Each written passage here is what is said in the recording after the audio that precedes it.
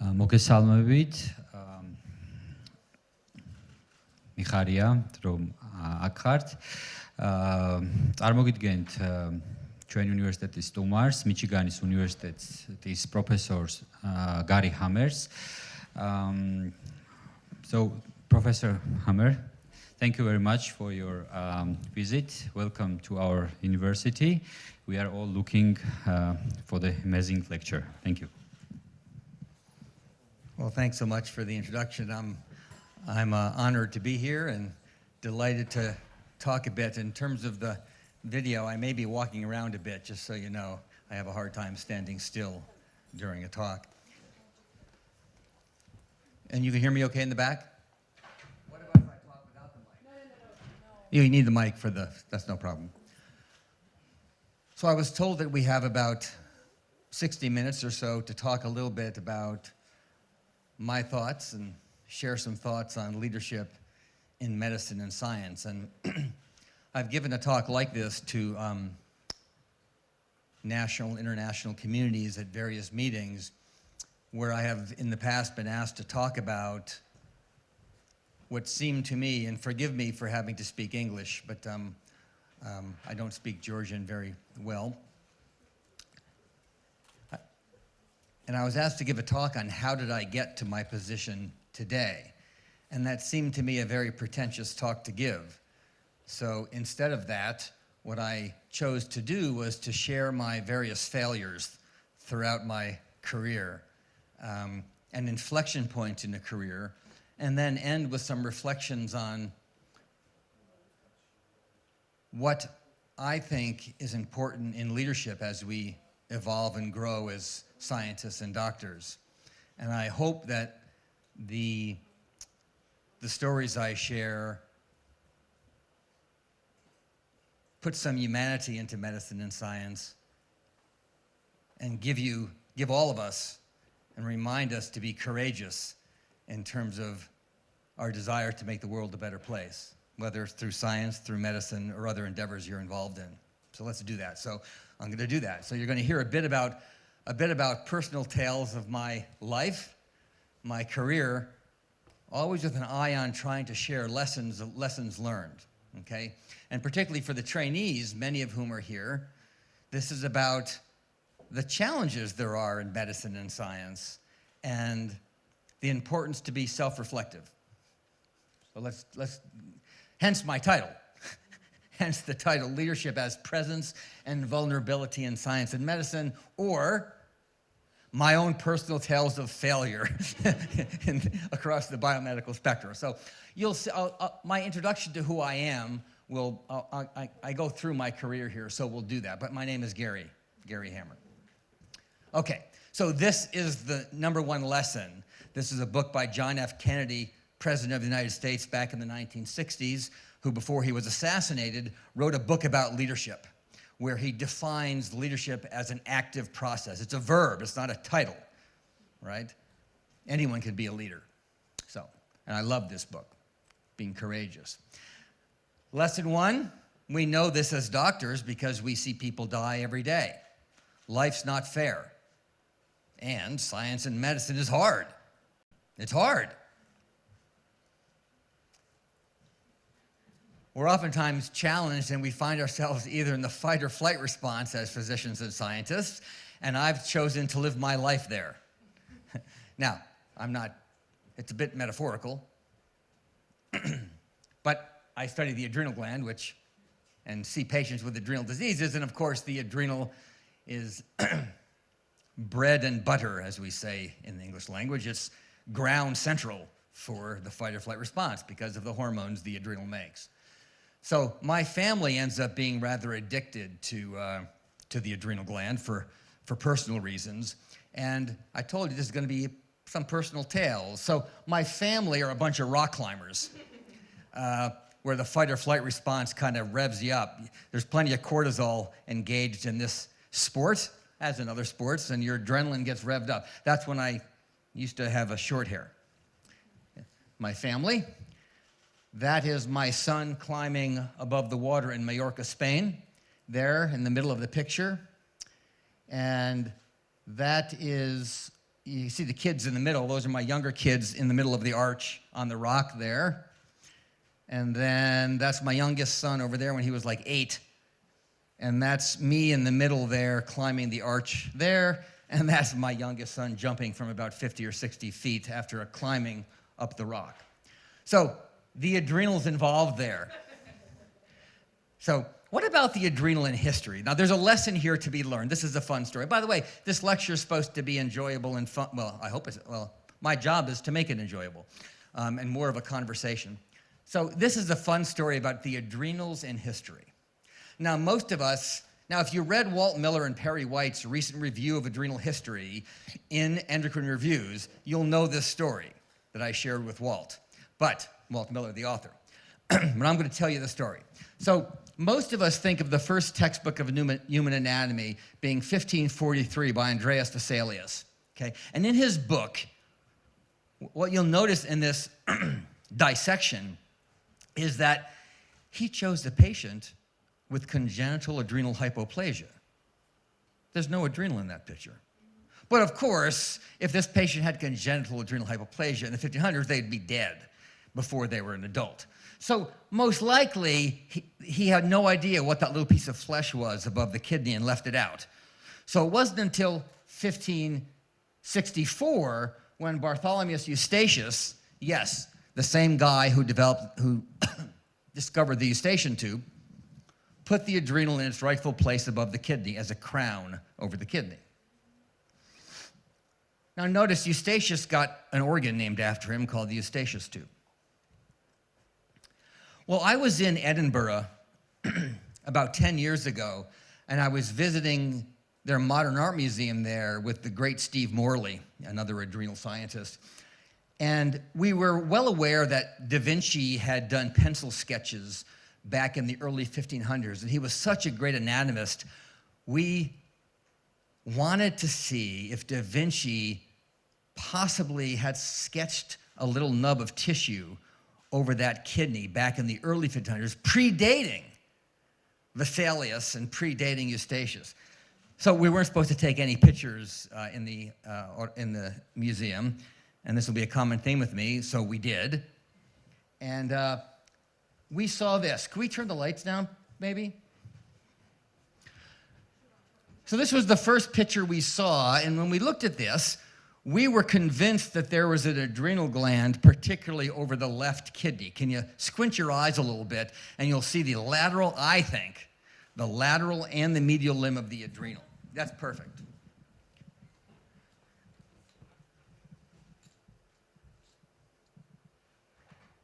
See it? And of course, everyone else said, you're just nuts. So we looked further. We found some other drawings, and I swore there was an adrenal here.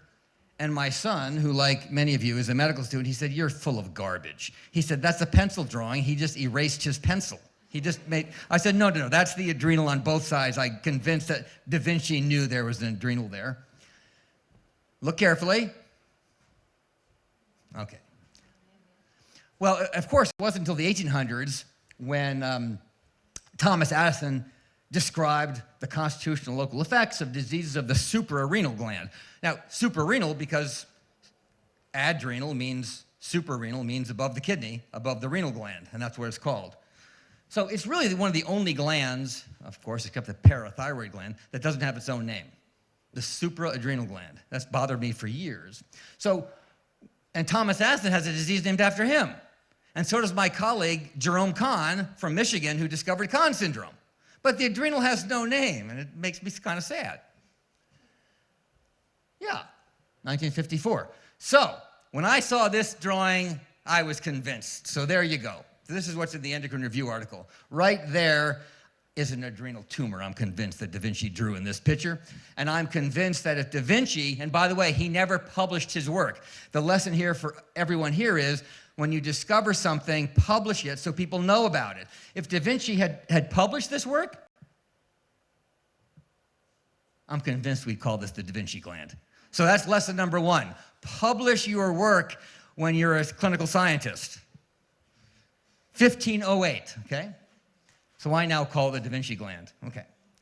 Okay, so now I'll segue into a little bit about my own journey as a physician scientist. Again, to provide some lessons about inflection points in one's career and how they can give you a lot of anxiety when you're thinking about what your next step is, whether it's to be a clinician, a scientist, private practice, endocrinology, not endocrinology, adrenal person. Okay, so where did I come from? I came from the United States, where I grew up in the little black square there in the state of Connecticut, over there by New York, in a small little town called Brookfield in the southwest corner. And I did what everyone did back in the day. Well, the day for me means a long time ago in the 1960s and 70s when I was young. And I tried to play football, but I was too small and too short. And we went outside. We didn't have computers back then, right? So you're outside every day, right, with balls and catching worms and fish and things like that. That's what we did. And that's me and my brother. And I went to high school and did silly things in high school like everyone did in high school. And then my first inflection point was, what am I going to study in college? And what am I going to do? And I didn't know I thought I knew what I wanted to do.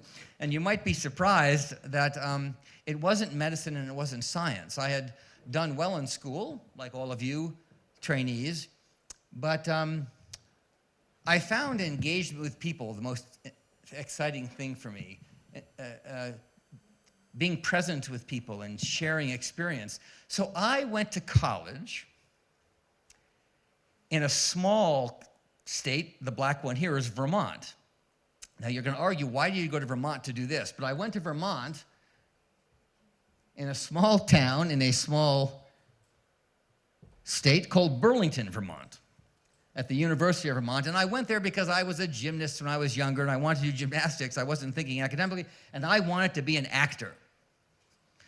And I wanted to be an actor not because of fame and fortune, because I found that if you're an actor or a teacher or perhaps a priest or you engage with people deeply, and there's a way to share common experience. So I went to college for that. But I realized that I needed a job in college, and so I wanted a job where I can learn something. So despite my major, I worked at a laboratory to make some money, washing dishes and this and that. But it's that experience that opened me up, and I realized I really did like science, and I liked discovery and biology. So in the end, I worked with this guy here in his lab for 4 years, switched my major not to medicine or biology, but to psychology, still thinking I wanted to be involved with people, and perhaps that would satisfy my need to engage in science but still be involved with people. So I got a degree in psychology. Not even a science degree, a bachelor's degree, a BA. It's called a Bachelor of Art in the United States. But that's when I started studying the stress response, because this guy studied the biology of fear and stress in the brain. In other words, the top of the HPA axis, the top of the fight or flight response in the brain. And I got interested in the brain in that way. This is my favorite painting by Edvard Munch, The Scream. And I got lucky. And so this is where part of this lesson is that part of medicine and life and science is luck. Yes, we all know the adage in English language is, yes, but luck comes to the prepared mind. Have you heard that before? It means that, yeah, yes, if you're lucky and you're prepared, you can capitalize on that luck. And I got lucky because I got to publish a paper with this guy as a young undergraduate student at age 20, 21, I think. And that was good and nice. So I graduated from university. But inflection point number 2 is, well, what do you do? In the United States, with a psychology degree, you can't do much. You have to use it as a stepping stone for something usually, meaning you use it to go to graduate school to become a clinical therapist or to become a scientist or maybe go to professional school. So I got more and more turned on to, when I was doing psychology research, it was the early days of neuroscience. We didn't even call it neuroscience there. We called it physiologic psychology. And so I was thinking, what was I going to do?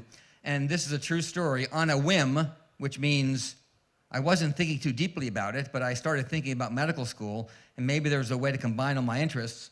So I applied in the United States to what's called combined MD, PhD programs, which are very competitive programs. Each school accepts a few students. And I got lucky.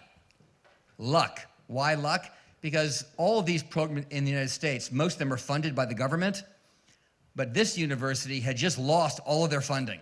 They had no money from the government, so none of the really smart people applied. But I applied, and so I got in. They provided some money, but it wasn't a prestigious government-funded program, so there I was at Tufts University, now getting an MD, PhD. Luck, prepared mind.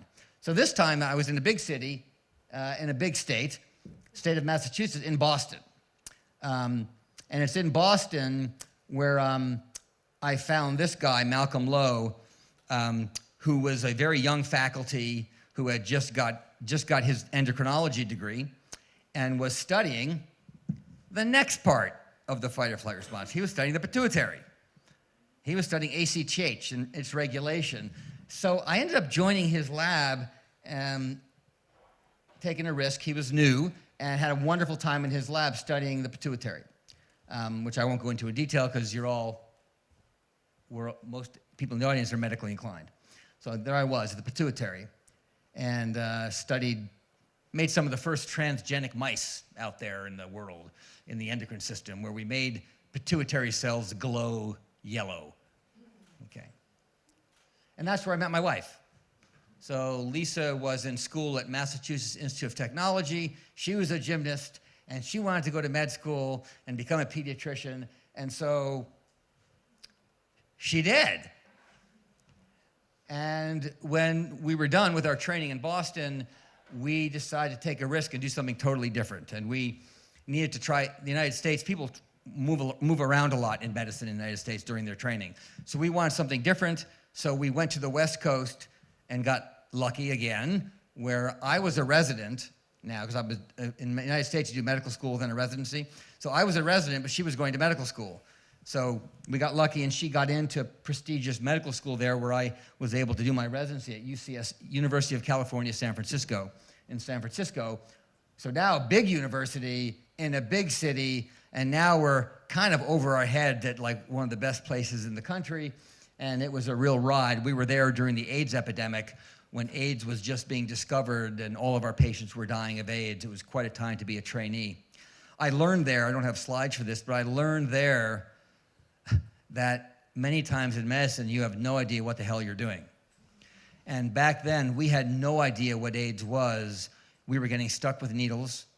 We were afraid we were all going to die. And all of our patients were dying very horrible deaths. You trainees now probably don't see a lot of end-stage AIDS anymore. It was a horrible time.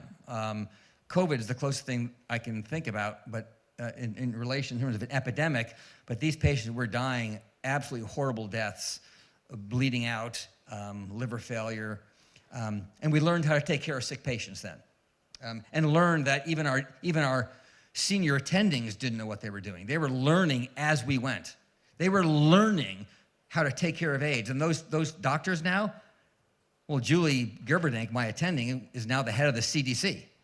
They were learning as we were taking care of patients. Again, being bold and realizing they didn't know a lot, trying not to hurt the patients, but learn at the same time. Inflection point number 4, maybe. I went to UCSF assuming, because my PhD, I didn't tell you, was in neuroscience, that I had to be a neurologist. So I went there to be a neurologist. And it's a very small program. They have like 5 people a year, prestigious place, and I was honored to be there. And after about 3 weeks, I realized, oh my God, I am so much not a neurologist. And of course, I'm there with my wife-to-be, and she's there. I can't do this. And I thought much more endocrinologically than like many of you, perhaps, than I did neurologically. So I went into the chairman's office. I don't have a slide on this either. And I told him I made the wrong choice. And he was so pissed because they believed in me. And he actually said to me, you know, and so the endocrine group they were going to keep me anyway because they wanted me for endocrine. Fine. So the chairman actually said to me, you know, you're making a bad decision. I said, what do you mean? He said, well, bad blood hangs around a long time. So all you senior doctors in the audience, never say that to a trainee. What he meant by that is he was going to hold this against me for the rest of my life. And I actually said to him, I don't know where this came from because I was a young guy at the time. I said, what? He said it again. I somehow had the courage to say to him as I'm shaking, are you saying to me that if I write a grant in 5 years, you're going to hold this against me? And he said, well, no, of course not. But bad blood hangs around a long time, he said. So no matter what, you must stick to your guns. You'll meet some asses in your life. You will meet some bad people. There are bad doctors out there. There are people who are jerks. There are people who are bad leaders. Don't follow them. Listen to your heart. So I left and joined the endocrine team there. Okay, so we finished. Inflection point 3, choice of residency. Well, I stayed on there to do internal medicine and endocrinology, and my wife stayed there to do pediatrics. That was easy. We were there. We were having a great time in San Francisco. We stayed there, and I learned HPA adrenal biology from these outstanding people. Some of them you may know. John Baxter was president of the Endocrine Society. He's second from the top. Mel Grumbach was president of the society. He's third from the middle. Steve Hamas is the next president of the Endocrine Society here. They were all at UCSF. Orlo Clark, far right corner, president of the American Association of Endocrine Surgeons. And you may recognize Rich Aukus or Walt Miller, some other leaders in endocrinology here. I had an amazing time there. I was so lucky to be among these real outstanding people. So don't take your mentors for granted. You have outstanding colleagues here to learn from, and never, don't take them for granted. I mean, I knew they were good, but I didn't know they were that good until I left. And then I did a formal postdoctoral fellowship. The lesson here is that even though I had done a PhD, I didn't feel I had learned science well enough, and my PhD was many years. And so I did a formal 5-year postdoc after that with a leader in molecular biology, Holly Ingram, studying the biology of adrenal and gonadal development. The point is that when I was done in Holly's lab, I was 37 before I got my first job. And that's just what it takes in medicine. I think you have to realize, those of us who are a little older in the audience, know that you never want to view this career as, well, I'm going to be done when? I'm going to be happy. Oh, after this next step, I'll be happy. Well, guess what? It's like climbing a ladder. There's always another rung in the ladder. And you say, oh, I'll be happy when I get to this rung. Then you climb that rung and say, I got to get to that one. Well, I'll be happy when I get there. Well, guess what? You're never done until you're dead. So the point, it's a tongue-in-cheek way of saying it, but you have to enjoy yourself now, right? I was 37 when I was done, not done when I began. All right, Holly. So then I didn't know what to do. But I did. So now I'm 37 and still don't know what to do. So now this is 20 years of not knowing what to do. So I'm 37, and I'm in Holly's lab for 5 years with 0 data. Now remember, I had a PhD already. I'd been a resident and fellow. I'm in her lab for 5 years, and I can't get any data. 0. And she wasn't easy to deal with at the time, Holly, if you're watching. No. She was a new faculty, hungry. Her husband, David, just got the Nobel Prize last year. These were intense people. So I had nothing. And so I was ready to leave medicine. I was extremely unhappy. I was depressed. I was in therapy. I had no data. I was 37 years old with nothing to show for it, is what it felt like. What it felt like to me. My career's over. So my wife and I decided to do a bold and vulnerable move. She said, I'll do anything. I'm a pediatrician, but let's try some. So we signed up to go live on an Indian reservation for 3 years, the Native American population, indigenous population, to provide endocrine and pediatric care for 3 years and say, F you to medicine, or F you to academics. Let's go live on a reservation. Went there for a summer. She went there, loved it. We were about to sign on the dotted line, and that would have been a fascinating experience. But then 2 things happened. So believe me, we were committed to do this, and it was going to be a different life. By the way, there usually are not wrong decisions. There are just different decisions. You can do anything you want. You can't do everything at the same time, but you can do anything. So when people say you would have been stupid to do that, no, it would have been a different experience in my life, of which our lives are short. So we were going to do it. And then 2 things happened. 2 more things. It's this inflection like number 8, not number 4. 1, I'm not kidding you when I say this, then my experiments worked and I got a cell paper. But I'm not kidding you when I say I had nothing until this last year, and then it worked, and I got a cancer cell paper, or molecular cell paper.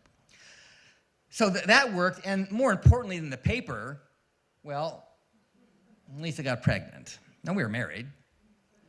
Not that that should change anything for me, but Lisa was pregnant, and we said, you know, maybe living on an Indian reservation is going to be kind of tough if we're pregnant. So I started looking at jobs, and I first looked at clinical jobs at University of Michigan. Clinical educator jobs are called in America. We teach a little bit. You see patients like a lot of you do here, affiliated with the university. And they said, well, you have to give a job talk. I said, well, on what? They said, well, you've done some science. I said, yeah, but I'm applying for a clinical job. Well, give a science talk. Well, now my science was working, so I give them a science talk, and they say, well, why are you applying for a clinical job? You should apply to be one of our scientists. We're looking for people. So they were at the time growing an adrenal program, as it turns out. So I interviewed there 3 times. I had over 70 interviews because I had changed my mind so many times, clinical, then educator, then the science. Well, we went there in 1999, have been there ever since, at Michigan, which is there in black, at a small town called Ann Arbor, where the University of Michigan is. And I ended up taking on a physician-scientist track after all that circuitous route. The lesson of this first small part of the talk is that there ain't no easy answer and there's no right answer, and it's okay to take a circuitous route. That's life. Never think that someone who comes up here with a title after their name has it all figured out. I had no idea what the hell I'm doing. As a matter of fact, I still have no idea what I'm doing. And I mean that quite sincerely, actually, if you dive in deeper to what I'm going to say. So I got to Michigan, and I was on one level, I was a basic scientist doing molecular biology. Then on the other hand, I was a clinician seeing general endocrinology patients. But the middle, we call that the valley of death. The valley of death is translational research, where you're actually trying to translate some basic discovery into the clinic, be it into a diagnostic assay, into clinical practice, into a new drug. That's the valley of death for the drug industry and for academics. It's hard. So I didn't do either. I was like doing splits, trying to do basic science and trying to do clinical care, and it was hard. And so inflection point, next one, pre-tenure, it happened again. 5 years. I'm not kidding. This is 5 years, and I had no grants. And University of Michigan, no grants, you're out. So I kept getting letters from the dean's office. You're behind in your tenure clock, and you're at risk of not getting tenure. I got like 3 of those letters in a row every year, like, shit, I was not going to make it. So I was again in trouble, and finally a couple things happened. I got lucky with a small grant. Small grant in the U.S. means, like, to run a laboratory, if you have one person, that one person costs somewhere between $50,000 and $75,000 a year to hire a postdoctoral fellow or a graduate student. So I got one small grant to get a little bit of help. And I had an advocate. You all, lesson number 5, we all need advocates and mentors, okay? Throughout our careers. I still have my mentors, people I ask questions of. Not dementor, mentor. We all need mentors and advocates throughout life. And I found one at Michigan. I had a couple. This guy was the football coach at the University of Michigan. His wife died of adrenal cancer. And he raised $3 million to infuse into this new adrenal program. And he wanted me to do it. So after 3 years of fighting with, because I was too young to have something like that, to direct a program. Does that sound familiar? I was too young. I was told I was too young to do this. But with the advocacy and my own knowledge that I could do it, and I had the energy and the power, and I finally had a grant, we did it. Michigan has a long history of adrenal research. Jerry Kahn, 1950s, Kahn syndrome. Bill Bierwald's down below, he discovered MIBG and iodocholesterol. So there's a rich history of adrenal work at Michigan. Norm Thompson's one of the fathers of endocrine surgery. So there was a history there, and I'm thrilled to say that about 5 years later, as I was allowed to be the director of the program, we've been able to grow the program nicely to this team now. These are a variety of investigators, clinicians involved in the endocrine oncology space. We define endocrine oncology clinically as diseases, neoplasias of hormone-secreting organs operated on by endocrine surgeons. So kind of here down. Pituitary has its own neurosurgery team, but we operate everything else, right? Thyroid, adrenal being the two bread and butters. And we have tried over the years to build a program that is closest to the Mayo Clinic as can be. The Mayo grew up this way, where they do one-stop shopping. But it's hard to do in an already established university, but we built a team so that we can embed our research into the clinic, have patients come from all over the country where their records are already reviewed and seen, and pathology is already reviewed, and then the team meets with them. The patient may come and see 1, 2, 3, or 4 doctors during a visit. And what's key for a program like this for rare diseases is if you can do it, and we have tried to do it, is to really embed research into the program. And that really requires international collaboration, because for adrenal cancer particularly, there's only 1,000 cases at most in the United States per year. It's 1 to 2, maybe 3 cases per million at best anywhere in the world except Brazil.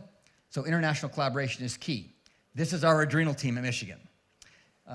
These are the various labs and clinical teams involved in the adrenal part of the endocrine oncology program, and I'm thrilled to work with these people. We have built over the years a couple of international platforms of engagement. Lesson number X. Rarely can you ever do something totally on your own. It requires your team, your nurses, your assistants, your lab technicians, your laboratory, your colleagues, your university, et cetera. For rare diseases and endocrinology, what we've learned is you need an international team. And it takes time to develop that trust with your colleagues, because people want their publications for themselves. So you have to be careful to honor people's need for autonomy and that you're going to collaborate. So we've developed these platforms of engagement.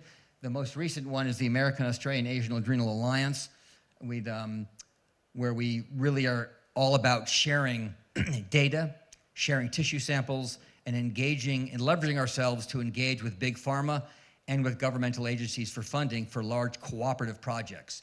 So we've grown nicely over the last number of years. These are all the universities who are involved, and we welcome others to join as well, if you're interested. Okay. So what about adrenal cancer, and what can we learn? What lessons can I share about leadership in this space and career development? Well, the only drug we have to treat adrenal cancer is derived from the pesticide DDT. DDT used to be sprayed on everything, even our food. As a matter of fact, even our kids. This was the cover of Life magazine, a model being sprayed with DDT, until we realized that, of course, DDT was rather toxic, and it killed the dog adrenal, among other things. So DDT was banned from the earth, single-handedly ignited the environmental movement around the globe, banned from the earth in 1970, but its derivative, DDD, which is mitotane, became the only approved drug for adrenal cancer, and to this day remains the only approved drug for adrenal cancer, a derivative of DDT. So that's a problem. So we held a conference back in 2003 to try to get all the 5 people in the world studying adrenal cancer together to see if we were naively thinking we were going to get together and develop a consensus statement, guidelines for adrenal cancer. And we realized that day we met in Ann Arbor that 3 things, maybe 4. 1, we didn't know each other. 2, we didn't trust each other. 3, we were all doing something different for adrenal cancer, and none of us really knew anything about the disease. So we realized we could not write guidelines in a day before there were guideline committees. And so we went back to the drawing board and said, we need to do research. We all need to work together to do research, and hence these platforms evolved for international collaboration. And this is my slide just to remind us that discovery is iterative. What you learn in the laboratory, the mouse, informs you about the patient, the gingerbread person. And what you learn from your patients tells you what questions to ask. And this goes round and round again and again. That's how science advances clinical care. So this is why I began engaging myself in more translational work. That's my laboratory today. Because what we started learning about the adrenal and adrenal cancer was the following. We learned on the left, is that the left? Stage right. What we learned about the normal adrenal gland informed us about disease in our patients. And I'm going to give you just like one example of that. That's the normal structure of the adrenal gland. Those little green cells are the stem cells of the adrenal that my lab and some others kind of have discovered over the last 15 years or so. And it turns out that it's diseases of the pathways that regulate those cells that cause diseases of both hypoplasia, hypoplasia, hyperplasia, and cancer. Normally, an adrenal cell lives its life from the outside, the green cell, to the inside. First, it's a stem cell in green. Then it becomes an aldo-producing cell. Then, in its adolescence, it becomes a cortisol-producing cell of the fasciculata. Then it becomes a reticulare cell, changing again. Then it dies a sad apoptotic death at the medullary boundary, about 60-day lifespan. And when things go wrong, cancers develop. Okay. So I'm not going to go into all this in detail, but the lesson here is I told you we figured out that pathway on the colorful pathway on the right. It turns out that when you go back to the literature, someone had published that in 1938. Zwemmer et al., 1938, in a German textbook, had already published with histology alone the transition of, they didn't know what to call it, but it was a mesenchymal fibroblastic-like cell that transitioned to a glomerulosa cell, fasciculata cell, reticulare cell, and death. He had published it. We just hadn't read it. So publish your work. And we'll also publish and read. It was all in German, but okay. So we study, these are fun signaling pathways. We study those blue cells there. Those are progenitor cells that's overexposed. Those are progenitor cells that sit in the glomerulosa. And those cells signal to the capsule of the adrenal gland. The adrenal is surrounded by a capsule which looks like the rind of an orange. It used to be thought of as just like a piece of plastic that kept the adrenal in. It ends up being the capsule is everything. It is the stem cell niche. So the blue cells on the right, on the left, that are in the glomerulosa, they talk to those cells in blue on the right. That's called a centrifugal gradient. Sonic hedgehog is the name of that molecule. The Wnt pathway, which you may know from beta-catenin. Beta-catenin is involved in familial adenomatous polyposis coli. It's highly mutated in many cancers. It's also involved in developmental biology in almost all organs. Wnt ligands are made in the capsule, and they talk to the cortex, to the progenitor cells. So that's a centripetal gradient. My point is you've got this round-robin circle. Sonic talks to Wnt, Wnt talks to Sonic, and that's what percolates the stem cells. So that took us about 10 years to figure out, and we're interested. We've learned how ACTH and other factors differentiate those cells, those green cells. I'll leave it at that. We do a lot of different techniques in the lab, genetics, and a lot of mouse modeling and patient samples. I will not go into any of that, but I'll give you one little fun story. about how the clinic informs the patients and vice versa. So the lesson here is just keep your eyes open. Your clinical observations, particularly the ones that don't make sense, are the most valuable, always. The experiments that are done well and don't make sense are the most valuable, hands down, any day of the week, always. You may not know why it's valuable, but don't forget those rare cases. Just like the ends of one treatments that work. You give a treatment, it works in one patient. Well, why? That's why the NIH and other programs now have N of 1 programs to figure out why these extraordinary responders respond. Same with science. So here's a story. One of the genes, we made a mouse that had no Wnt signaling and the adrenal failed. The mouse had congenital adrenal hypoplasia. Okay, there's no patients with these mutations, but there were mutations in this gene, DAX1. Anyone see pediatric patients here? So DAX1 is the gene responsible for X-linked congenital cytomegalic adrenal hypoplasia. X-linked, boys, their adrenal fails usually at birth, okay? And DAX was expressed in the adrenal right up top in brown where the progenitor cells are, where Wnt works. So that was intriguing to us because patients have adrenal failure. That gene is expressed right where the Wnts are, and we knocked out Wnt and they're hypoplastic. So we knocked out DAX1 with Larry Jameson. Larry Jameson, a past president of the Endocrine Society, now dean at Penn. So we knocked out DAX1 in mice, trying to see if they looked like our humans. We just want a model to explore. And humans, when they have no DAX, they have hypofunctional adrenal glands. So we knocked it out in mice, and the mice looked exactly the opposite of our patients. It made no sense. What I say about when things make no sense. Made no sense. The mice looked exactly the opposite. They had Cushing's, for crying out loud. So it was like, it made no sense. Of course, mice aren't men, mice aren't men. But nonetheless, it didn't make sense to us until, and indeed, when we did an ACTH stimulation test, the corticosterone, which is the glucocorticoid in mice, was a lot higher than the wild type in black. So hyperfunctioning. So this made no sense to us until John Ackerman, if you know John, he's an endocrine geneticist out of the UK. John called me one day and said, we have a conundrum. He had his own conundrum he couldn't explain. He said, I've got these boys. It's X-linked. So I follow these boys throughout life, and I follow families now. And he said, I got these two brothers, one family. One brother failed at birth, but the other brother didn't fail until he was like 18 years old. I said, well, all right, that's stochastic failure of progenitor cells, John. That's no big deal. They just fail at different rates. He said, that's not what's interesting. He said, the kid who failed when he was 18 first had Cushing's. So that was a light bulb. You know what the light bulb was? Well, the light bulb was this. We then went back to our mice 10 years later and said, you know what? We only looked at young mice.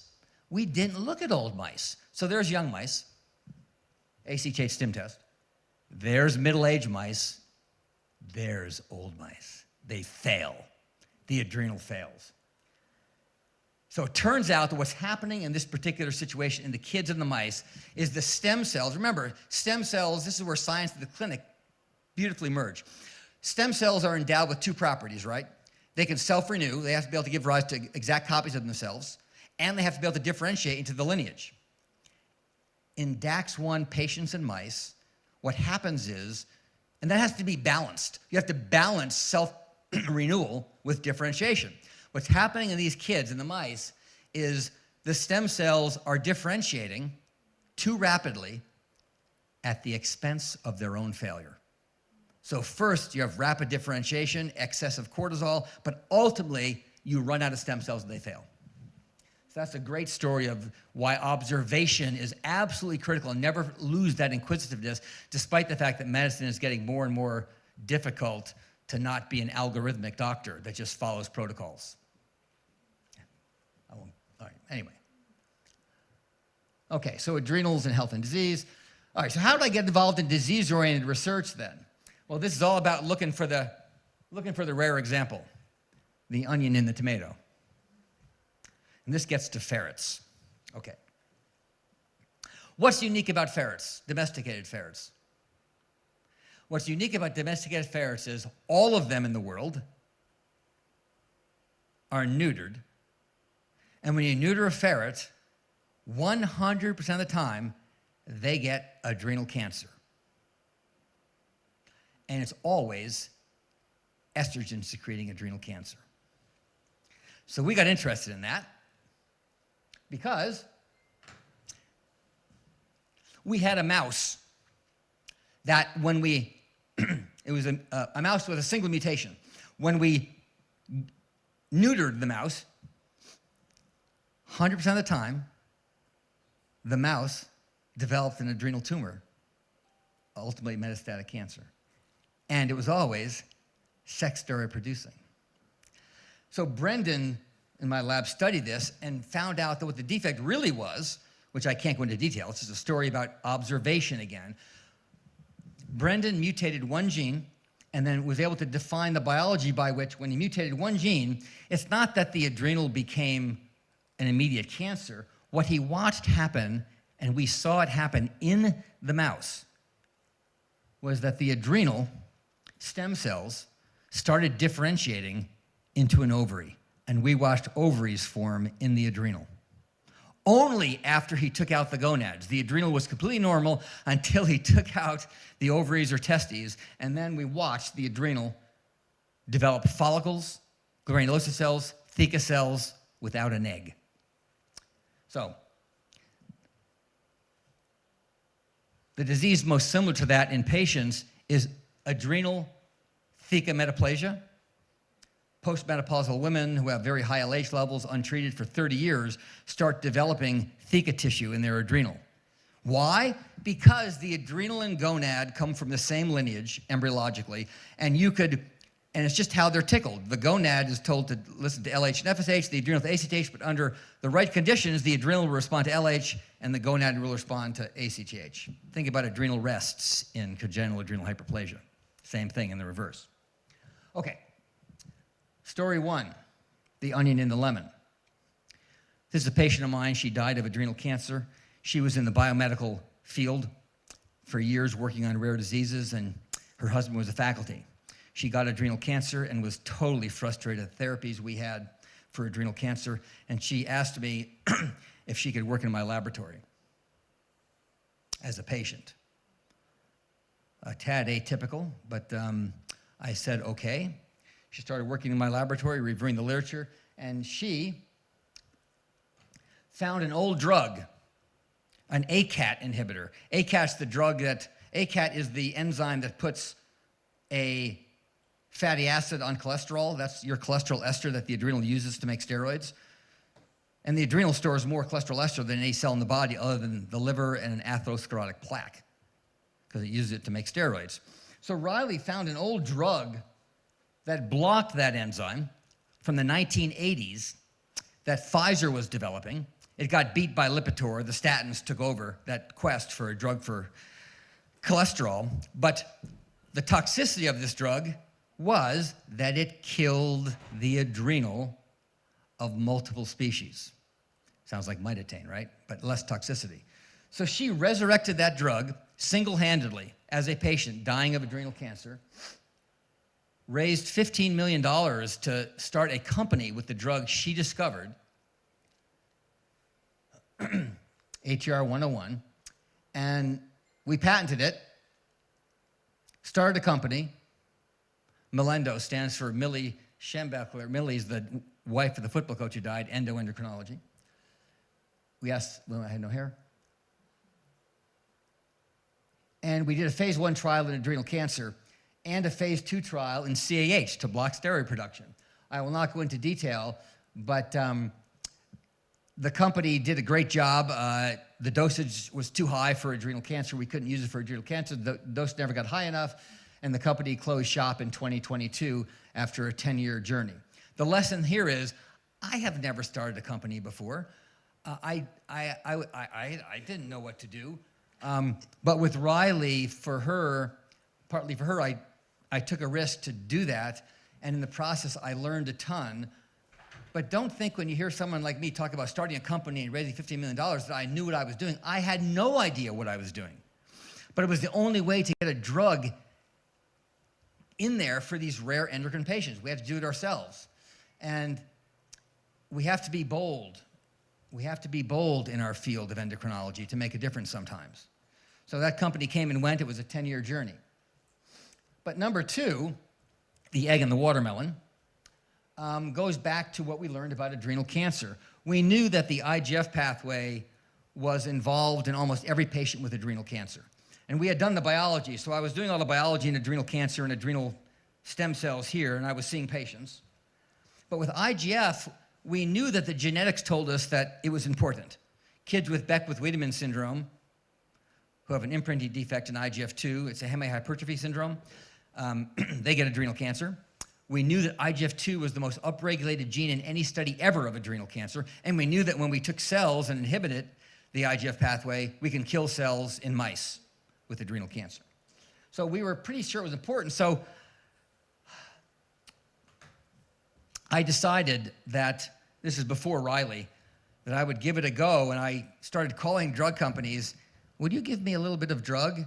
All these companies were trying to study the big cancers, lung, breast, prostate, and they wouldn't give me any drug at all to test it in adrenal cancer until I begged and pleaded. And we ultimately got a little drug, and I got some help, having never written a protocol before. I had written grants for science, but not for clinical protocols. I didn't know what to do, so I got help, and someone helped me write something up, and we wrote up a protocol. And the clinical studies showed that the drug worked in mice, et cetera. And what you can't see in this slide, because it didn't work in the transfer, is on the left, that lung is supposed to be filled with lung metastases. They completely resolved with the therapy. So the drug worked. We did a phase 1, a phase 2, and then a phase 3 trial, and every time the drug worked. Long-term responses, but in about 20% of patients. IGF-2 is dysregulated in all patients. So the FDA said, sorry, to the companies who were doing, I wasn't the company. They said, bye-bye. So all these IGF drugs were put back on the shelf. There were like 20 of them. They didn't work in any cancer except adrenal cancer, but it didn't work in enough patients. So all these drugs were on the shelf. And the Lancet editorial written by Larry Kirshner basically said, yeah, it was a failure. But he writes in his last, and Larry's a friend, so I can say this. In his last sentence, he writes, well, it's possible if they can understand the biology of the responders, then maybe they could get this drug and use it again. Well, I'm here to tell you that it took about another 10 years where our laboratory was involved in the NCI, National Cancer Institute's sequencing of the rare endocrine cancers, their genomic studies. And what we learned was when we got the DNA from the patients who responded over here, those patients in the black are the responders, not a lot. But we asked the question, can genomics help us to understand that? We learned that adrenal cancer came in 3 flavors. This is still biology, but there's 3 flavors of adrenal cancer. What a PhD student in my lab figured out, and this is still not published, is that she was able to distill the genomics on the left. This is NCI sponsored, like $10 million projects, and you can't use this clinically. She distilled it down to biology. And the biology was that they all had IGF overexpression, but this cluster 3, or this cluster here, only had IGF overexpression. These had problems with the Wnt signaling pathway, the other thing I talked about in stem cells. So Deepika was able to distill that down into an overnight assay in the laboratory. This young grad student figured out. And with an overnight assay, we then tested it. Bottom line is every single responder of the trial was in the IGF-only group, and the non-responders had additional mutations. So with that, we founded a company. We pulled the drug out of Big Pharma, pulled it out, got the drug for adrenal cancer, raised money for the company, and just last year, so I am a founder of this company this time, again, not knowing a lot what I'm doing, and when you're a founder, once you get investors, you lose control. You don't have control of your company. It's not like your company. The money's not mine. I'm just the think tank that got it going. The company shifted gears, and they're using this drug instead for thyroid eye disease, which is also IGF dependent, if you know about teprotumumab. So this drug is the only oral drug out there. So right now they're using it for thyroid eye disease. I hope to use it again later for adrenal cancer, but that's how it goes, right? You have to go for it, and then sometimes the things shift on you. Okay. Lessons learned. So we'll close with just some lessons learned, I think, over the lessons learned and things to reflect on. Yeah. When I was a trainee in Malcolm's lab, I gave a talk as an early PhD student at a national meeting. It was the National Neuroscience meeting, huge meeting. And I stood up and gave a talk, somewhat in the style I'm giving my talk now, but I was very young. And when I was done with my talk, a guy ran up to the microphone in the audience and started scolding me in front of about 300 people. Yelling at my attire, because I was wearing jeans and a t-shirt, yelling at how I communicate to him as a senior scientist, and then that I didn't show respect, and then he ran out of the room after ranting at me for about 3 minutes. So I'm standing there like needing a diaper. And for a very long time, I wondered what that was all about and why people are so afraid of others being authentic, true to themselves, being bold with their ideas. And I wrestled with that for many, many years. So for the last 10 or 15 years, I've done my best to try to put humanity back into science and medicine. And I think we need to fear less and risk more. And I mean that in terms of your scientific questions and in terms of your relationships with your colleagues and your patients. I feel the electronic medical record threatens the humanity of being a physician. And we're losing the very nature of why we went into medicine, which is to be present and vulnerable with our patients. And so I have struggled with that in both the laboratory, at the university level. Well, I used to struggle with it. Now I just stand up and say what I'm saying now, what I think is important. Because the imposter syndrome, everyone has it. Why? Because everyone on the planet is doing something for the first time. For them. So never get thinking, well, I'm the only one who doesn't know anything. Well, it's garbage. No one else knew anything either until they learned it, and most of them still don't. Many people still don't know it.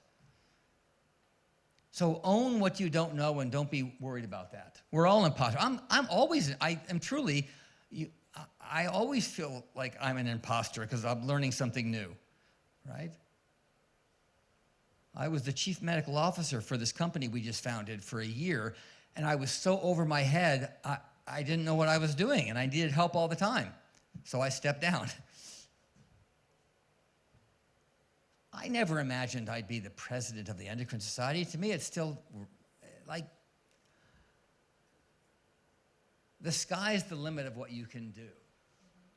I'm just a guy with 3 kids who rock climbs and trying to be a good dad, a good husband, and I started working with the Endocrine Society, and whatever I was doing resonated. But no, I wasn't like, oh, this is what I'm supposed to do with my life. No. I never imagined that I would be on Capitol Hill with Ted Kennedy working on rare cancer legislation, using adrenal cancer as our argument. Ted Kennedy got a glioblastoma about 8-9 years ago, and his chief of staff got adrenal cancer at the same time. So his senior staffer came to me and said, will you write a bill with us? Before Ted dies, he wants to write one more bill about getting rare cancer legislation through the Capitol Hill. So for 2 years, I worked with them on rare cancer legislation, trying to negotiate what a rare cancer meant. Because rare in the United States is legislated, by the way, as anything less than 200,000 incidents per year. What does that mean? Every cancer is rare. So to really work on rare cancers, we needed the definition, and the rare disease community hated us because the word rare is legislated, and I wanted to say that rare cancer meant something different. So I was vilified for like a year.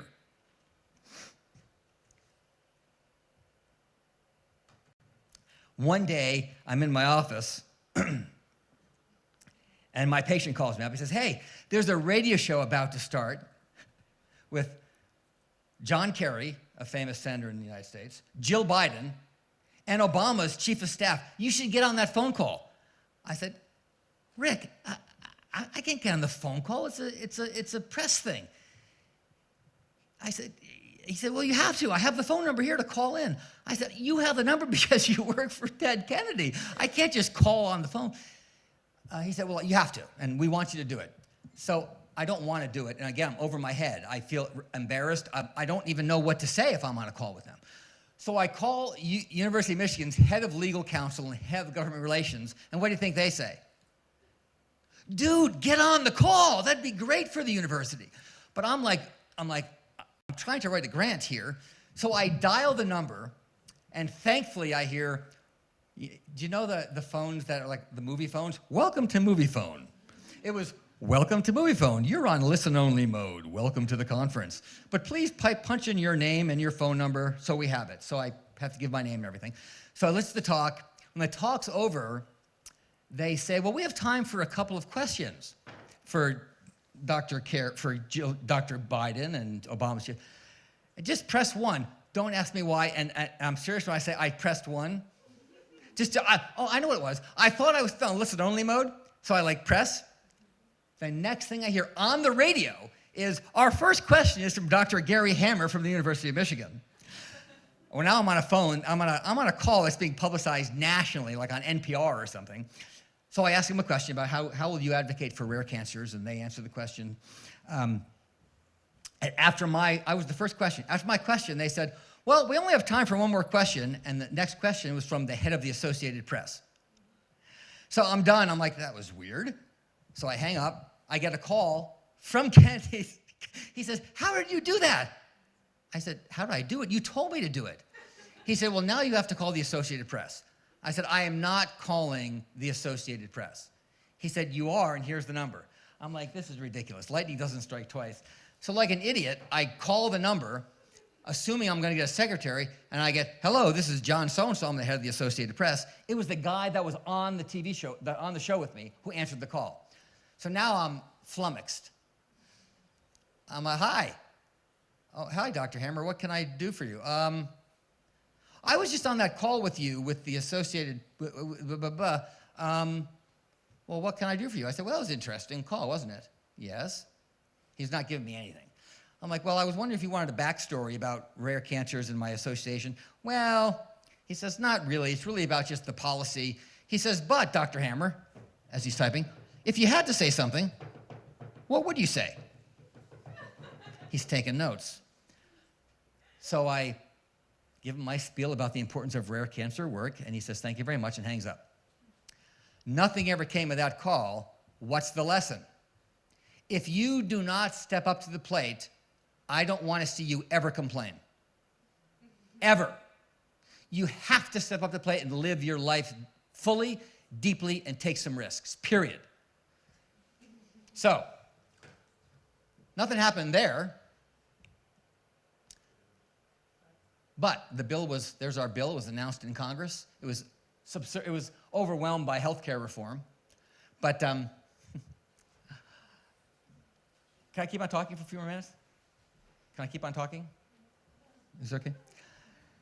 What I don't tell you is that the night I was called down to Capitol Hill to have the bill announced in Congress, this is an amazing story, the Kennedy group was spiraling. He was dying, and there was infighting going on. We get down there to be in the chamber, being announced, and the staffers are all young. By young for me means they're in their 20s, 25 years old, and they're the staffers of these congressmen and women. She cut the entire rare cancer section out of the bill at 11 o'clock at night because she couldn't understand it. my patient went ballistic, right? So we spent about, they announced it without, it wasn't in there, they announced the bill, didn't talk about it. And for the next 2 years, we spent trying to get rare cancers back in the bill. For another 2 years. Another 2 years. We called them ultra-rare cancers now, not rare, okay? And so this is both bold and stupid, but in the end, not stupid. Here's what happened. Rick decided I should write a letter to this young staffer.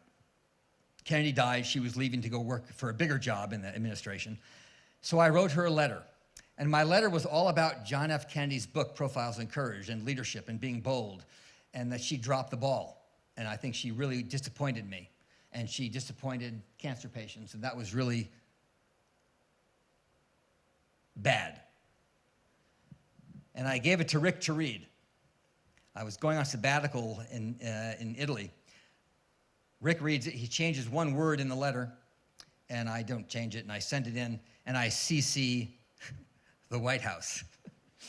Because my friend who wrote the bill with me went to the White House to work. Kavita Patel worked for the White House for Valerie Jarrett under Obama, so I sent it to Kavita. I CC'd the White House. Sent it off, and the word that he put in the letter, which nowadays in politics is not a taboo, he put the word liar in there, that she was a liar.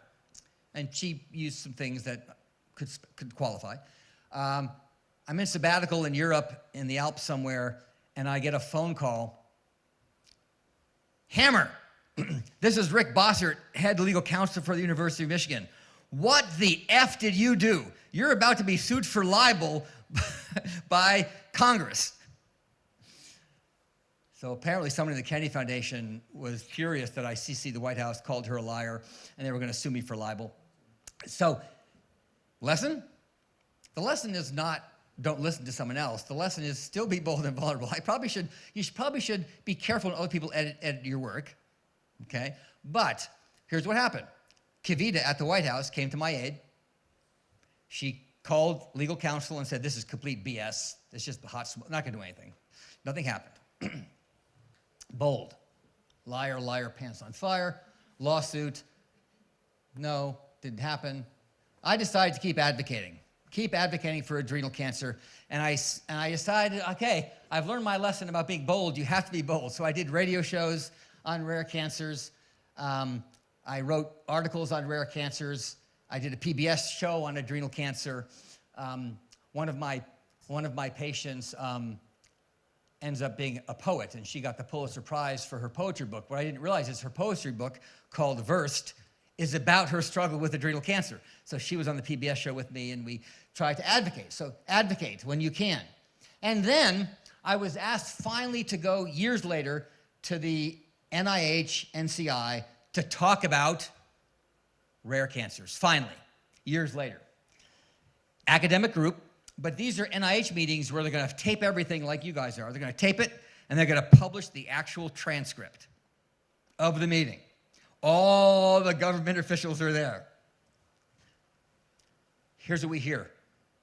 The guy stands up and says before the meeting, well, I want you to know you're forbidden to talk about the definition of a rare cancer. So I was the first speaker. So I stood up and I said, well, you just heard that I'm being taped. Good to see everybody. I said, colleagues and friends, we just heard that we're not supposed to talk about the definition of a rare cancer today. So that's precisely what I'm going to do for the next 45 minutes. And I'm being taped. But that's what my talk was already on. I mean, that's what the meeting was about, rare cancers. So I did that, and when I was done, guess what happened? Remember when I was a grad student? I said what happened? Same exact thing happened. He ran up, now he's being taped though, senior NIH official. He ran up and said, I want it known for the record that I am vehemently opposed to every single thing that Dr. Hammer just said. My colleagues clapped, right? Because they're all academic colleagues, and we're all trying to advocate for rare cancers. It was ridiculous. Well, guess what happened? That was all published. Slowly but surely, rare started gaining traction. But mind you, this has taken 10 years, 12 years. Rare starts getting traction. Just last year, for the first time ever, adrenal cancer was put on a list of rare cancers by the congressionally mandated funding process. And now, of course, rare is embraced. Rare is embraced. Definitions aren't important, but rare is embraced. So, lastly, I want you to take this message to heart because this, to me, is everything. It's by famous anthropologist Margaret Mead. It's my favorite quote of all time. Never doubt that a small group of thoughtful, committed citizens can change the world. It's the only thing that ever has. Our entire adrenal cancer program is funded by patients. They've raised over $18 million to endow the program, and it's patients around the world who want to make a difference for themselves, their loved ones, and the community. We're all imposters, and I mean that. Don't ever feel, I mean, we all feel this way, and no one's alone in that. There's a first time for everything, for everybody. I never imagined, I didn't seek these out. This happened. Be ready for the unexpected in your life and embrace that when it happens and make your choices. So I edit these 2 textbooks now, and I was just asked to do it, and I had never done it before. I didn't know what I was doing. Again, I didn't know what I was doing. I've never done that before. You're never going to know what you're doing when you do it for the first time. Hello? That's what first time means. I feel like this a lot, and you do too, I'm sure, in your careers, right? It's tough. This is my favorite picture of what I feel like. I feel like I'm a little penguin on a boogie board trying to stay on top of a tsunami. Because that's what our careers are like in medicine and science. It's hard stuff. But I urge you to get out of your comfort zone because I think that really is where magic happens. And I demand of all of us to step up to the plate. Or you can never complain again about anything. Yeah, I gave a TED Talk once on this stuff. Okay. So be present. What does presence mean for me? Presence. It's an interesting word in English because presence is like a gift. But presence to me means being consciously engaged. Like when you're giving a seminar, be present, like be engaged with people, like really. It also means the experience of present time, the razor sharp now. Not like a minute from now, like right now. Are you there? Like right now. And then 3, it means being emotionally authentic. It doesn't mean you're the same emotionally with a baby versus a patient versus your mate, but it means being emotionally authentic with your patients and with your colleagues. You don't need to hide. Because believe me, I've done that and I've worked hard on being mindful. I tell my own children, look people in the eye, right? Who likes the movie Avatar? I don't mean Avatar The Last Airbender, I mean Avatar the Blue people. My favorite line in that movie, which makes me think of this, is when she says to Jake Kelly, I see you, Jake Kelly. You remember that line? I cried during that line. Because that's what namaste means, and it means that I see you at all who you are, and that's what I mean about you as a person in medicine and science, right? Okay. That's where I think spirit mingles, as I like to say, so. Okay. We're in this together. Know your field. First of all, you gotta be smart, meaning be intelligent. Read your literature. Don't reinvent the wheel like I did. Read your literature, or if you're Da Vinci, publish your work. Draw no disciplines, follow your leads. Data doesn't lie, right? Study the outliers. Simple explanations often right. Think outside the box. Think about what's possible, not what is. Think about what's possible, not what is. I will take, in my lab, in my group that I'm hiring, I will take exuberance and passion any day over smarts. I will take bold and fearless. By the way, bold and fearless doesn't mean bold and arrogant. Bold and fearless means bold and vulnerability. Knowing that you don't know anything, right? I'll take exuberance, passion, bold, fearless over smarts any day. Yeah, I'd love someone to be smart too, but I'll take that any day. Use your intuition, be fearless of being wrong. Rock climbing, it's all about falling. You fall all the time. That's science and medicine. We're not always right, and in science, we're mostly wrong, okay? Risk more, dream often, and I love the serenity prayer. What is the serenity prayer? Grant me the serenity to accept the things I do not know, courage to change the things I can, and wisdom to know the difference. Strive for that. I like that. Okay. So leadership is not a verb. Leadership is a verb. It's not a title. Okay? Ground your questions in the best science and ground your goals in the best patient care. And I'll close with this fun little, we'll end with some humor. I hope you can hear this. So the question is, can learning about the adrenal teach us something about life? Being diagnosed with low adrenaline levels was devastating. No one ever warned me about adrenalitis, so I never saw it coming. There's times when you need adrenaline, and I didn't have it. That's when a friend who had beaten adrenalitis recommended the all-new 245 horsepower V6 Toyota Tacoma with the TRD package. Knocked it right out. That truck saved my life. The all-new Tacoma. Now that's moving you forward. So I'll close there, and thanks so much for the indulgence of listening to me.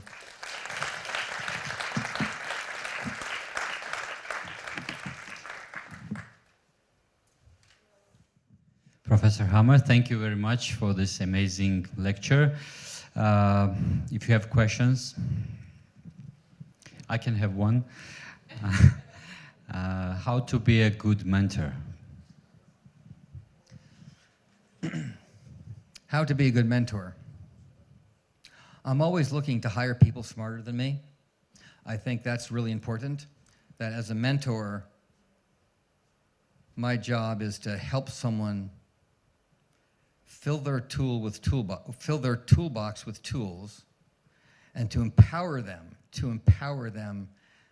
to become a leader themselves. So I think a good mentor, from my perspective, is helping someone rise to their potential. For example, in my laboratory, I never tell people when to work. You live and die by your own sword. Have you heard that before? I just say, you're getting a PhD or you're doing a postdoc. I don't care when you come in. You work 2 hours a day, 10 hours a day, work at night, I don't care. You got to pursue excellence. It's about pursuing excellence. I want the ethic. I don't care about time. Show me your ethic. One guy in my lab, most productive guy I've ever had, as a grad student, had 5 children. As a grad student, was very religious. He went home at 5 o'clock every day, never worked on weekends, and published 7 papers in 3 years. So it's not about time. And so one of my mentors when I was a grad student used to walk around the lab to see who was there first when he got in. Who was here yet? And on weekends he'd say, all right, who's here? Let's see. And I promised myself that I would never, ever do that. I will honor people and now you'll get burned occasionally. You'll get burned as a mentor occasionally. I'd much rather be burned a couple times and honor people's own individuality, their need for their own work-life balance. I'll demand that. I want excellence, but in the end, people in medicine and science will ultimately select for themselves where they want to be in that journey. So be a good listener. The mentor's not always right. I'm usually wrong. empower students is the most important thing. So, for example, when one of my postdocs now has a great job at a famous cancer institute in the US, and a famous scientist was coming to visit and meet in my office, and I said, Katie, you should come and meet this fella. You should talk, your work is related to his work. She said, I can't, I'm too nervous. And she's a powerful scientist. I said, no, you have to, come on. Well, she finally came in, presented her work to this guy. That led to her doing work in his lab. He was on our paper. She helped her get a job. He invited her to a Keystone meeting. So I empower them, and I want my students to make their own connect. So if I say to them, hey, so-and-so, yeah, she's a Nobel laureate, but I think you should call her because she can help you. I'll help you draft an email, but you're going to do it, not me. You're going to call him. You can say you're in Gary Hemmer's lab, but no, you're going to call him. You're going to make that relationship. My job as a mentor is to introduce my mentees to everyone I know in the field. So when I used to go to the endocrine meeting, someone I know well used to never look at people from his group. He'd always be looking for like the Nobel Prize winner or the past president of the society. Yeah, go away. And he wouldn't even look at us at a national meeting. As opposed to one of my favorite people in science, who you may know, Cy Reichlen. Cy Reichlen discovered half of the hypothalamic hormones, past president of the society, leading scientist. Cy, even now, when I was a kid, he would come up to you and say, he'd be talking to someone like Gilman, who discovered the hypothalamic hormones. And he'd say, hey, hold on a minute. Gary, come over here. I want you to meet someone. He'd do that with a grad student or a medical student. That's mentorship. That's mentorship. Mentorship is embracing that role and empowering those under you to be better than you. That's what mentorship is, I think.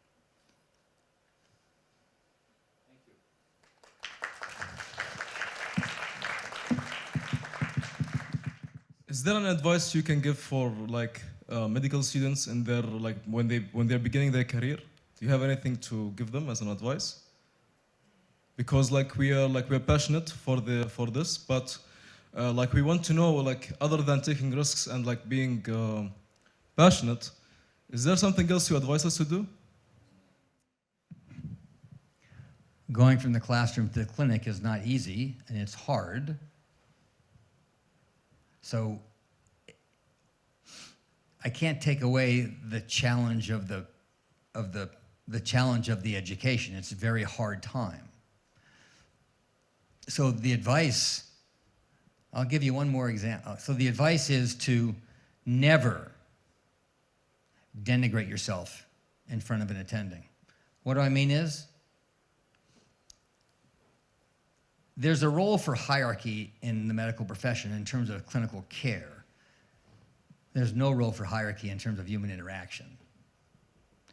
And medical students, so first of all, it happens more often than not the other way around, where, at least when I trained in Boston, where faculty were very hierarchical to their students. So there was one student who was she was like an Olympic skier, and the attendees were going skiing, but they couldn't talk to her because she was only a medical student.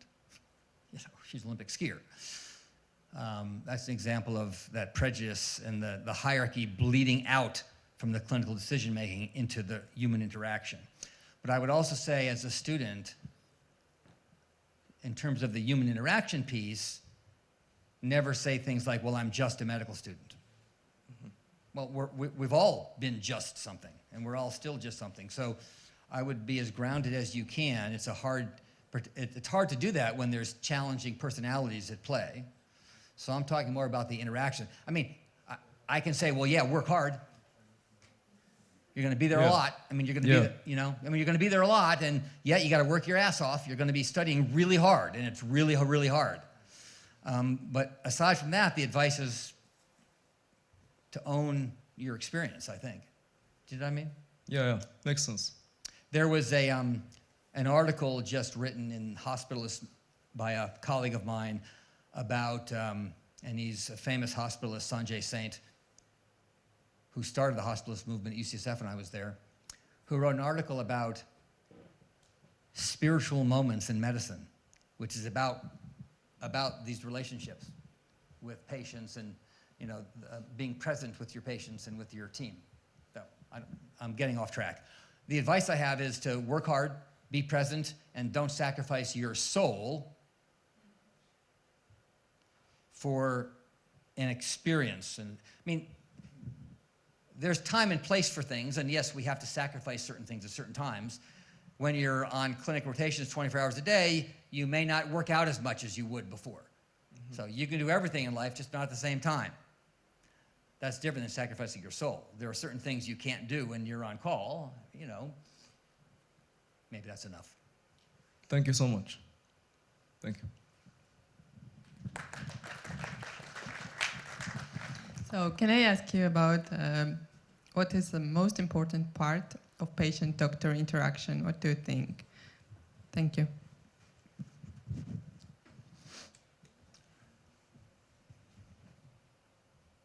Honesty. Now, it doesn't mean when someone comes to you with a new diagnosis of adrenal cancer and they're stage 4 that your honesty is you're going to die within 6 weeks.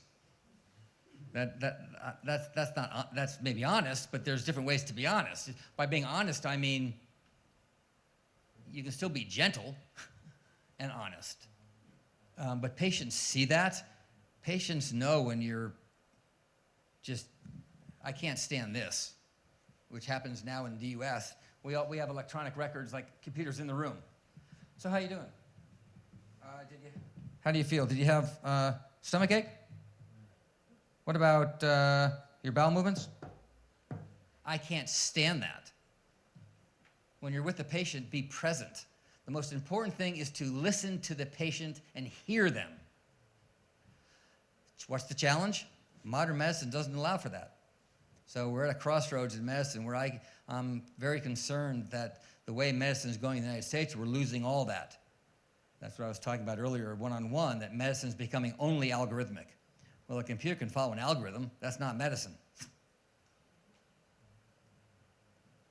So I think it's just being honest with the patient and listening to them. They will know. If you are, I think you're asking me to talk about this. If you listen to a patient and you let them in, two things will happen.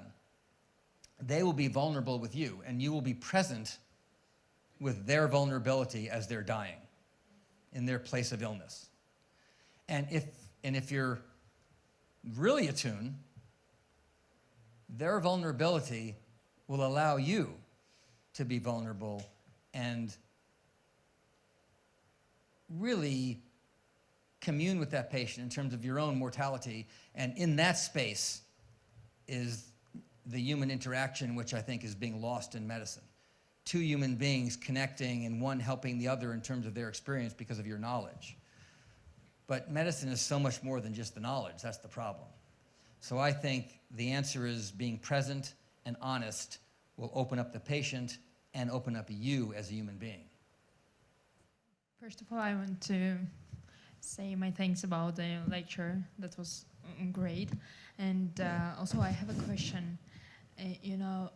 Sometimes as I'm doctor, future doctor, I feel like I'm doctor right now. We doctors talk like patient is much more important. My patient is much more important rather than a case. I have such kind of question. Which is important, case or patient? I have my own answer about this question. I'm interested how you feel about it. I don't think you're talking about calling a patient a case. I think you're talking about, is the case important, is the patient? Well, it's both, of course. The case is the knowledge, and the patient is the human being. So, I mean, if I'm only present with a patient, but I'm not using my knowledge, I may give them a hug. I mean, I don't mind giving patients hugs. I don't have a problem with that. I think that doctor-patient relationship is where the doctor speaks and the patient listens is just silly. I mean, I think there's much more of a human interaction there. I'm saying that could be present, but if you're not using your knowledge base, the case is important still. The case is important and the patient's important. It's only the merging of the two where then, you can take care of the issue at hand, and taking care of the issue at hand is different than healing the patient. You can heal the patient and take care of the disease. What were you going to say? What were you going to say? I think that both of them are some. Of course, you should think about human when you are a doctor, but at the same time, I think that sometimes, as we want to get much more experience, case is rather than important than human. Of course, we are doing everything like human should be better, what does the patient need, and we always have considered our patients, but sometimes, and in most of cases, for example, when you have two different cases, which first of all is like commonly, and you have sent in a hospital, it's something like not different, and at the same time there is a second patient, and you are surgeon, and you have to do operation to both of them. Which one you decide to do first? Yeah, no, that's a different question. Triaging and prioritization is a different question, I think. I think that if the dichotomies are obvious. If one patient is about to die, you're going to operate on that patient. And there's a big gray zone in between. I can't get into my own head about how the surgeon's making a decision about what patient to operate on first. I think they're both important. I think the case is important for your education and your learning. Absolutely. The case is important. I don't think you can pit case against the patient. I don't think they can be pitted against like what's more important. I think that's a false equivalent. I don't think you can do that. I think you have to think about both for different reasons. I'm only one opinion. You all may have different opinions as well.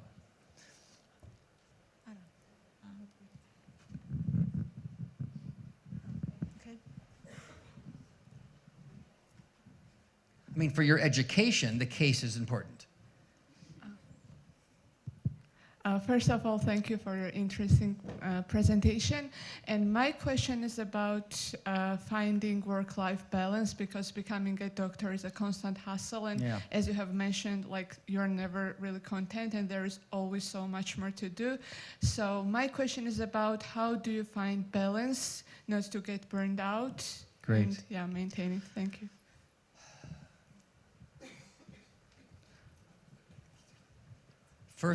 First thought would be, in terms of when people make career choices, it's sometimes best to think about what career, in terms of medical careers, overall may suit your definition of balance, because everyone's definition of balance is different.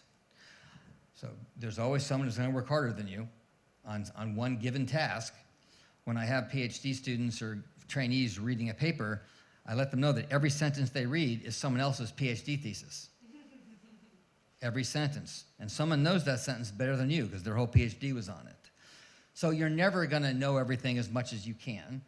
One is your level of comfort in knowing versus not knowing as well. In terms of, right? In terms of the balance, it's going to be different for people. There are friends of mine who, let's say, whose definition of balance is very different than mine, or to someone else, or to John, or to Frank, or to Mary. So there may be one person who works, I'm going to be extreme, works in the lab 16 hours a day, 7 days a week, and my gosh, they're the happiest person on the planet. They're not married, let's say. You can't fault that person. They're happy. Let's assume they're really happy. Not just pretending to be happy. I'm saying that's happiness for that person. Done. They found their balance.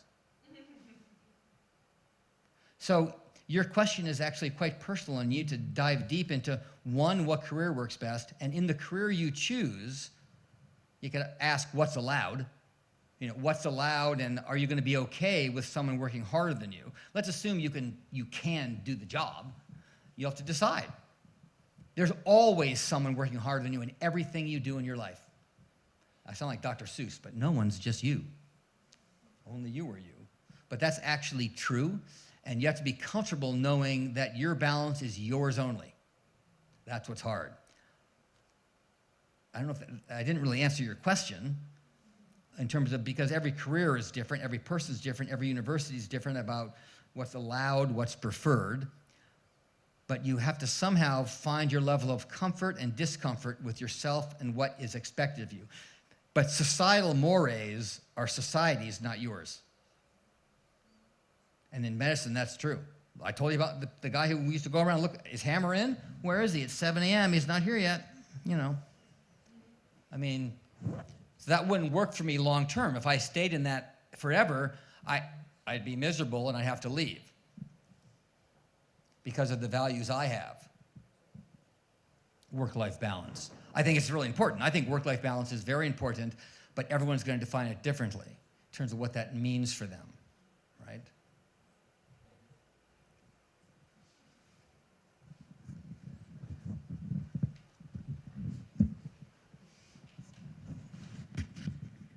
But it's very important. I think it's essential to determine where that set point is for you. Thank you for your lecture. I have seen the slide, one of your slides. There were two cycles, and one was the comfort zone, and another one was where the magic starts. Yes. So the magic never starts within the comfort zone. Right. I noticed that the way those circles looked, it looked like the magic is coming from That was the a comfort nice zone. slide. But it's not. The comfort comes, yes, you're exactly right. I saw that too, and I looked at that. I said, that could send the wrong message. The magic comes outside the comfort zone if that's not clear. Yeah. So you are in the comfort zone, and you do not want to do anything outside of this comfort zone. You have to come out from this comfort zone, and then you are able to do something new and something magic and to go forward. Totally. I think you're right. That slide is a bit of a, it's not organized correctly. The magic happens outside the comfort zone. Let's make that clear. Yeah, outside of the comfort outside, zone. yes. Okay. Totally. I agree. So you have to avoid the comfort Yeah, zone. totally be agree. inside the comfort zone Yeah. every time. Totally agree. So you are comfort zone, you are in trouble. Yeah, agree. Agree. I think she had a question. So first of all, thank you for such a stimulating presentation. My question to you is, we all know that being a leader and being in a leadership position is very gratifying to a person. So what are some of the signs that, for example, I as a leader should be stepping down from that position? When did you step down? Yes. When do you step down from a leadership position? That's a great question. So I think it certainly requires, like many things, self-reflection. Are you still being effective? I mean, those are simple questions. The answers are hard. In Sling, what I realized was when I was trying to write these protocols for these thyroid eye disease that I'm not an ophthalmologist, let alone a thyroid ophthalmologist, I'm like, I should not be doing this. It's not good for the team. So you definitely have to put your ego aside and think about what's best for the team, right? There are so many leaders and academics who stay in leadership positions just because for them, leadership is the title. Leadership is a verb. One, you don't need to have a title to be a leader. The best leaders I know are young folks who are making a difference and just stepping up to the plate. So one, you don't need to have a title to be a leader. Two, stepping down requires you to self-reflect. What does the team need that you are leading? And a great leader will recognize that and step aside. But you don't see that a lot in academics.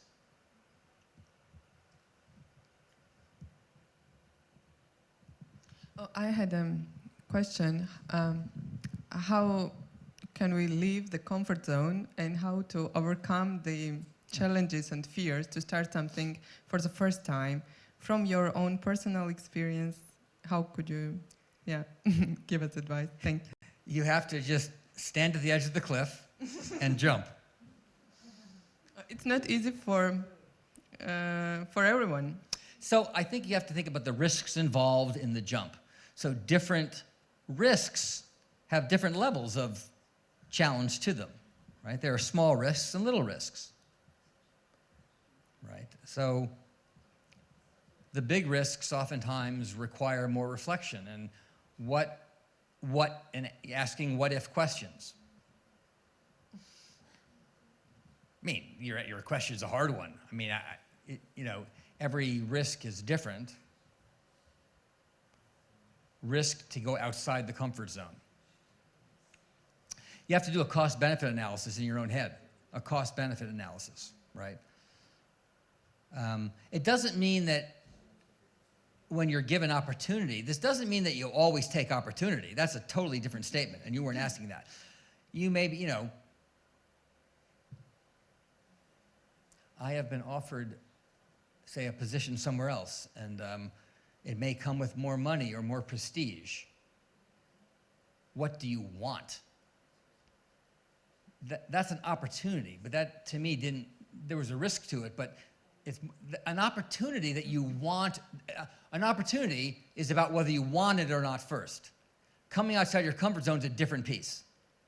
I was trying to, without going into detail, I have said no to those because I am very happy and comfortable, but still am able to, in my zone now, take risks and go out my comfort zone in a different way. Doesn't mean that every time you have an opportunity, you're supposed to go out of the comfort zone. Every time you do something.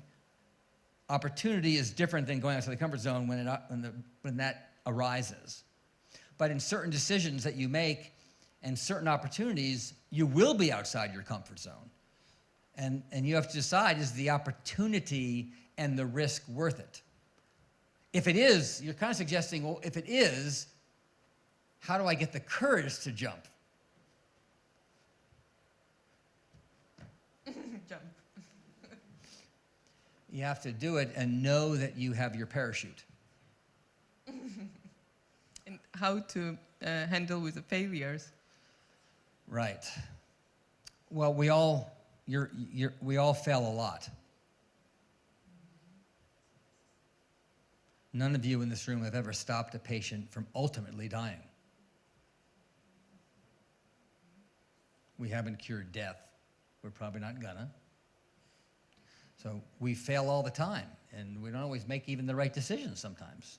We fail and do things wrong sometimes. You gotta own those things. But the failure piece, the risk of failure, you have to think about what the fail looks like. And am I okay if this doesn't work out? And usually the answer is yes, because there's no wrong decisions, there's just different decisions with different consequences.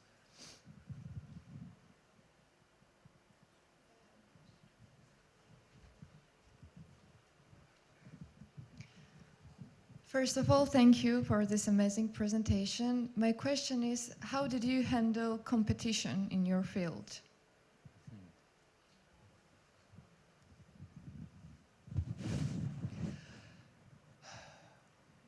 It's tricky, isn't it? Cooperation, collaboration versus competition. Cooperation, collaboration, competition, and how do you balance those? Sometimes not well. I mean, competition is going to happen in science for sure. Competition in the clinic when you're in training, competition for getting a good grade, clinically trying to get patients to come to you as opposed to your competitor clinically, I guess. In science, in publication, where I've seen it most, it's easier the older I get because I have established myself somewhat, and getting scooped on papers, someone publishing first, doesn't hurt as much. I have tried over the years, a little more senior I've become, to be quite open and transparent with what we're doing. An example, Katie had this great grant and project for adrenal cancer. We had a hunch that someone else was going to do the same thing. And I said, you should just talk to him. because he's a competitor. Maybe we can collaborate instead. But I don't know. Just tell him. It's not going to, you've already so far along in the project, you should just figure out what he's doing. Well, she talked to him. He said, oh my God, I'm so glad you talked to me. We were just going to do the same thing. Now I know you're doing it. Let's collaborate. So aside from certain projects, I'm usually trying to bring people together as a grouper rather than a splitter, trying to bring people together. But competition is unavoidable sometimes, right? And so I want to handle that honestly and openly as I can. If I need to hold back on data, that's okay, but I'll do it in a genuine way and say, really can't talk about that right now. Like when I get a paper to review and it's too close, I'll say I can't review it. We have a similar project out there. I'm probably not the best reviewer for this. I have a conflict.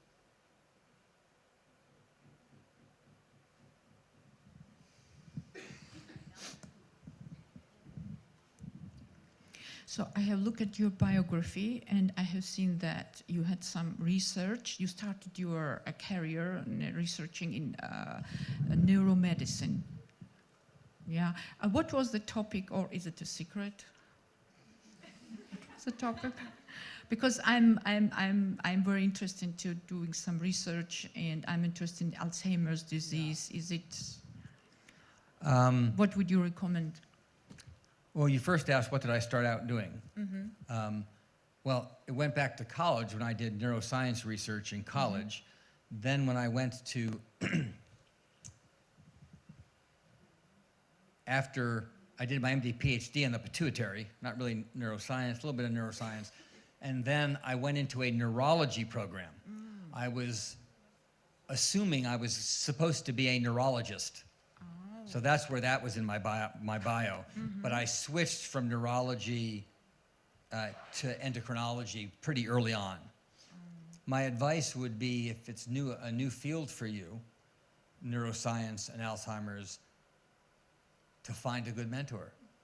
No matter how old we are, I'm not suggesting you're old, I'm saying no matter how old we all are, we need mentors, particularly when we move into new areas. Yeah. So find a mentor collaborator. It'd be like a mentor collaborator who would be interested in you being part of their team and collaborating, mentoring.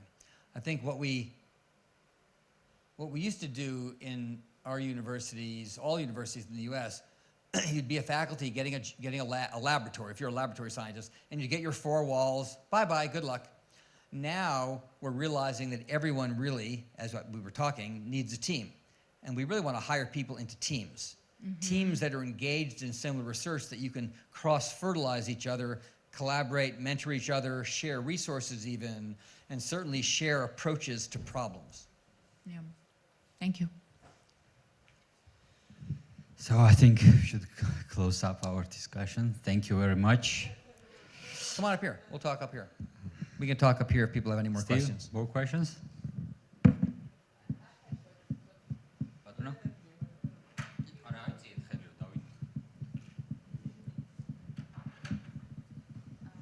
So, like, what's your advice during the time of becoming a doctor after being a student for so long?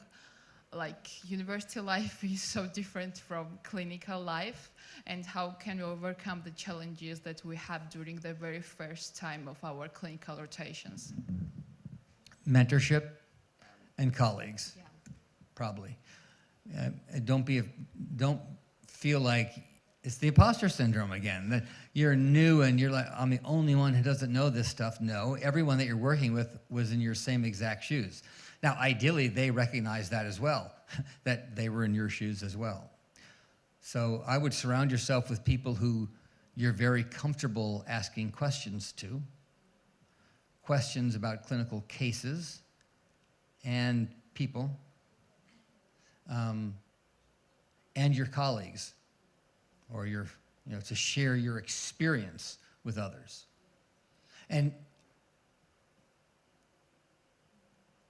don't be afraid of not knowing something. We don't know anything. I feel like that every day, and I mean that, because now I used to do all of endocrinology, then I just did endocrine oncology, now I just do adrenal. So I'm losing that knowledge. So when I have something, I have to be comfortable saying to someone, God, I haven't seen that in a while. Will you help me with that? it's easier where I'm at now because I've established myself. But we're all like that. You can't know everything, and it's okay. Even if you think you should know something, it's okay that you don't. Ask for help. Thanks.